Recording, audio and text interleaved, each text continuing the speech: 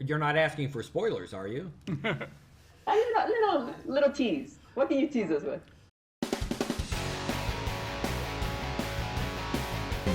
These monsters and Monarch have taken everything from me.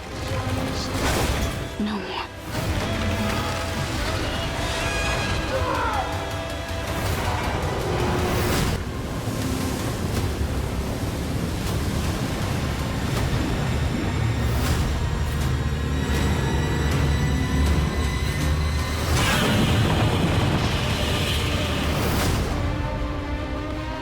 Well, congratulations on the show. I'm on episode 5. Can't wait to binge the rest. Right on. Thank you very much. Great, thank you. So every movie has been building up to this series. I mean, I don't know if it was planned that way, but every time they would put little tidbits in the movie, and I was like, I want to know more. I want to know more, and here we are. Yeah. Right?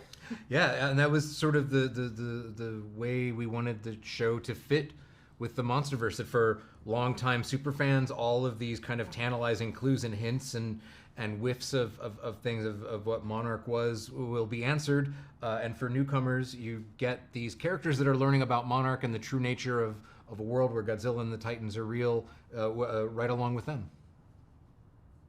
Now, whose bright idea, because I think it's great, Kurt Russell and his son Wyatt Russell.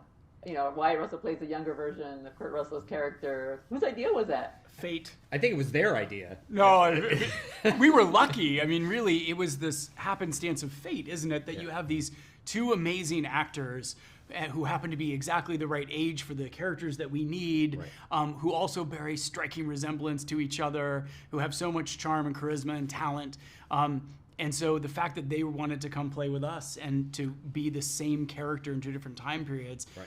was remarkable. I mean, they had been offered father-son stuff a lot, but I don't think anyone had ever said, hey, do you want to play the same character? And then they got to partner up as a father and a son and build that character together.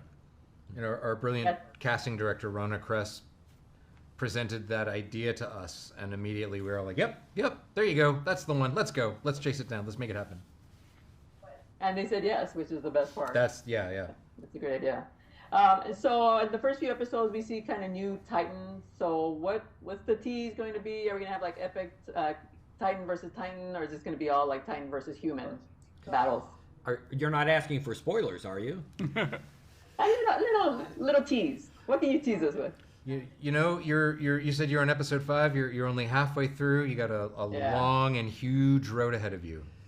Yeah. Well, look, I think know. you're going to see. Our hope is you're going to see all those things. You know, you're going to see what hopefully the fans of the films have and hunger for and excites them. And you know, it is our human characters existing in a world where they need to survive with these Titans. But you know, they when you put Titans together, they never seem to get along. So.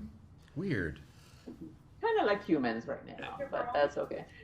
There's a rich mythology, obviously, right, from the Japanese films and from some Hollywood films. So where did you pick from?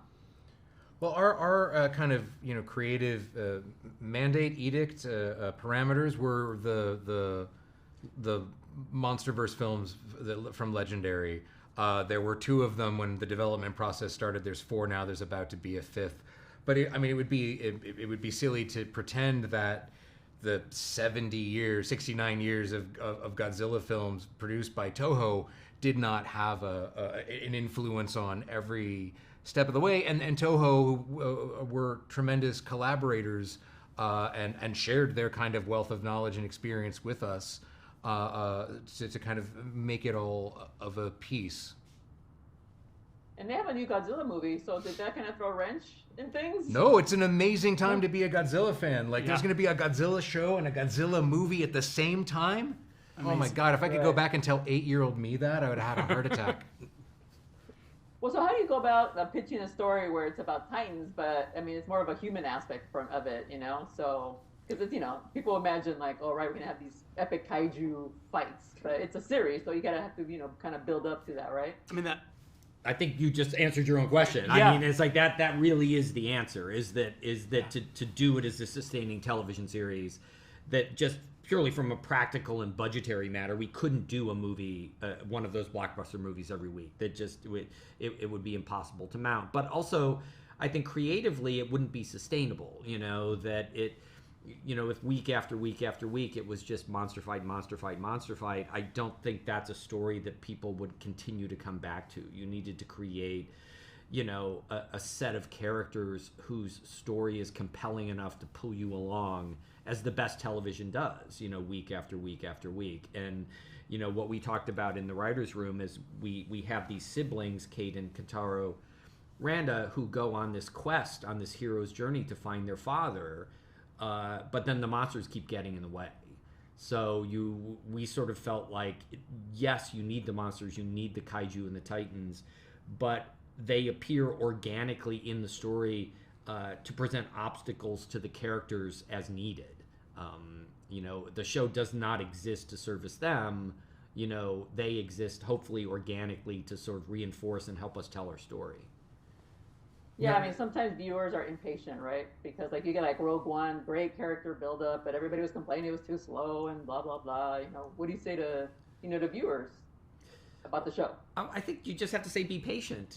This is the story we're telling, and hopefully it will be compelling enough that they'll be invested in it and want to be along for the ride. But don't worry, we're not gonna. The monsters will be there. Yeah. Well, I mean, I was gonna say I was pulled in when I read this pilot script. I didn't have that problem. It's why I signed up. It's a show that starts with a bang and ends with a bang. It has a lot of energy and action along the way, but it also has a beautiful human story told over many generations. And so, as a lover of big cinema and as a lover of television, it checked both boxes.